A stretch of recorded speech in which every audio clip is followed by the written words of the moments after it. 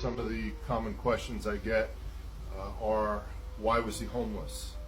Obviously, he wanted to stay in the military. They had the reduction in force, which downsized the military and kicked out officers. So that was probably his first great disappointment, and probably the first time mentally he thought he was homeless because the military was his home.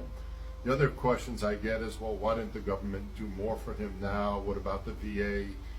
The problem with Richard with not getting treated early on for his PTSD is he had trouble going to the VA. He didn't trust the VA. He had trouble trusting doctors.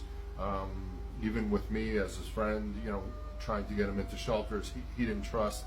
He did have some cousins that offered to bring him back to Stamford, Connecticut, where he grew up, that he can stay with them, and he turned that down. So it's very difficult to get a person into shelter when they don't want help. And Richard is obviously fiercely independent, mentally strong guy. So I just try to recommend early intervention because once it goes on too long untreated, it's really difficult to get them off the streets.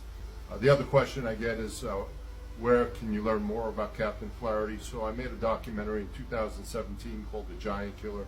It's almost available everywhere on Amazon, Tubi, iTunes, all the streaming services. It's available, and I also have a book on Amazon, Walmart. It's also an audio book. So it's available worldwide, called The Giant Killer.